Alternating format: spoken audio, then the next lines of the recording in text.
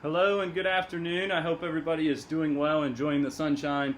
It's a little too hot for me, but we hope you're doing well. A couple of announcements before we get started into our lesson today. Seniors, if you just graduated high school, we want to celebrate with you. We want to honor you in a special way.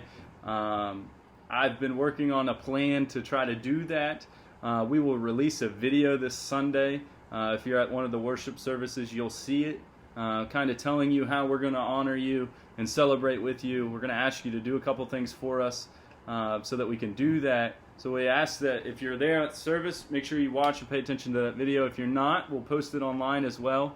And then there'll be a couple things I need you to do for me. Please reach back to me. But there'll be more information in the video this week. And so seniors, especially seniors, make sure you're looking for that this week. It'll be on Sunday. Second of all, many of you have asked me, hey, when are we going to start youth group? When are we going to have class again? We're working on that. I'm really trying to figure out how we can do that the best and safest way possible. And so hopefully we'll have an announcement here soon on how we're going to kind of come back for youth group and things like that. This afternoon, we're talking about Jonah chapter 2. Jonah had just spent all of chapter 1 running away from God. And towards the end of chapter 1, you kind of start to recognize, he starts to realize that he's made a mistake in running away from God. And we've all made silly decisions before that made us kind of regret what we've done. And so this morning or this afternoon, that's your question. What is one thing that you've done in your life that you've regretted? Maybe it's a decision, maybe it was something you did, maybe it was an action you took when you were mad, whatever it is, what's one thing?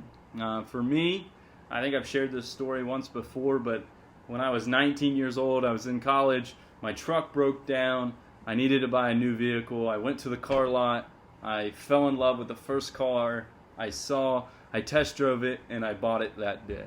And it was not a wise decision.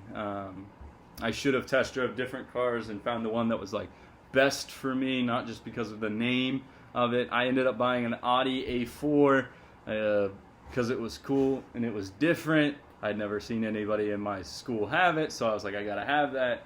Well, it turns out that those are cars that not very many people want to work on because it's foreign. There was only one guy here in town that would work on it. It gave me nothing but trouble, and it was probably one of the worst decisions I have ever made. Luckily, I was able to trade it in and get a new car down the road, but that was a decision that I made that I definitely regretted. And so that's your question. What's something you've done that you've regretted?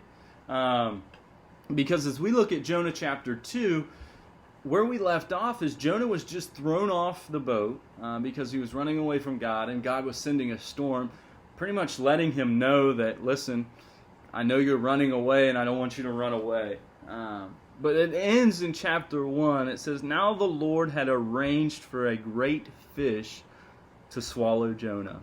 And Jonah was inside the fish for 3 days and 3 nights. What I think is cool here is that even though Jonah was rebellious, even though Jonah was resistant, God wasn't done with him.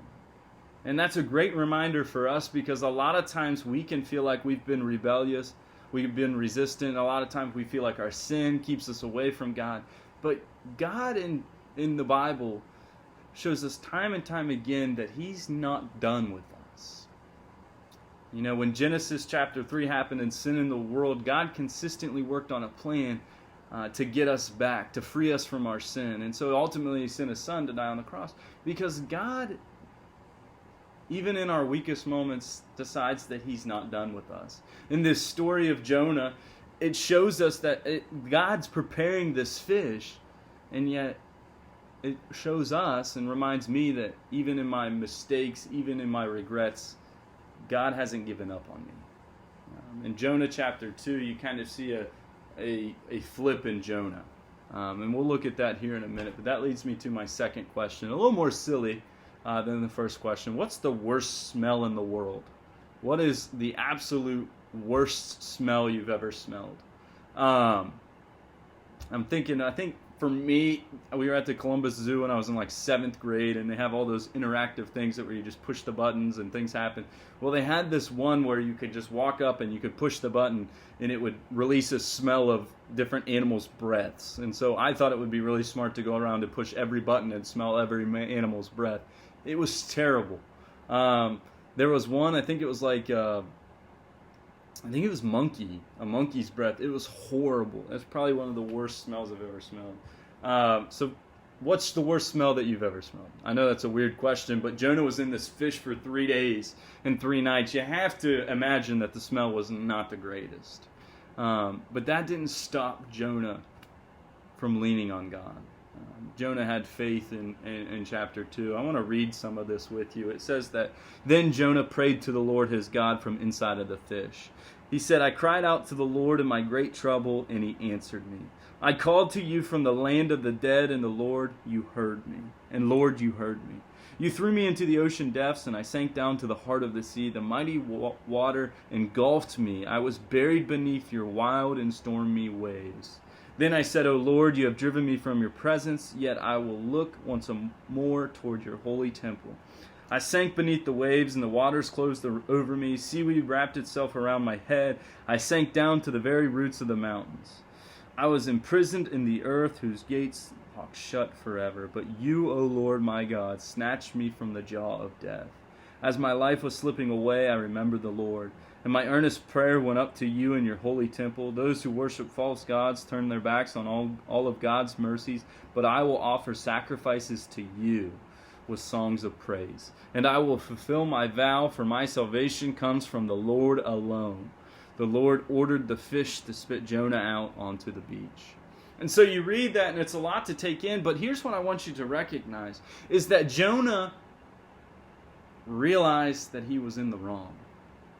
Jonah was willing to admit that he needed God. Jonah was willing to admit that he shouldn't have ran away from God.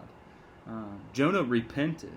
To repent simply means to recognize that you were in the wrong, to understand that you've sinned, and the sin that you committed, and that you're sorry for it, and that you feel remorse for it. And so Jonah in this story, yes, he ran from God. Yes, his sin or his issue was so obvious to us, but he recognized it, and he also recognized what God did through it.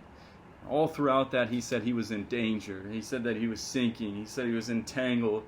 And yet he cries out and said, "But Lord, you saved me." And then God ends the chapter by spitting Jonah up onto the beach. Guys, it's a great reminder for me and for you that even in our lives when we make mistakes, when we purposely run away from God, when we purposely are rebellious and resistant, God doesn't give up. We serve a God that is always striving to have a relationship with us. And you see that in the book of Jonah. He was one of God's children, and God so longed to have a relationship with him, and he wanted to challenge Jonah. And guys, I want to remind you today that even in moments of our lives when we feel rebellious or that we've been resistant, know that God is calling you and wants to have a relationship with you. I hope that you guys are doing well. I hope you're enjoying the study of Jonah. Look forward to being back in youth group. I'm excited that we're back on Sundays and doing some things like that. Hope you guys have a great week. Miss you guys. Love you guys. See you soon.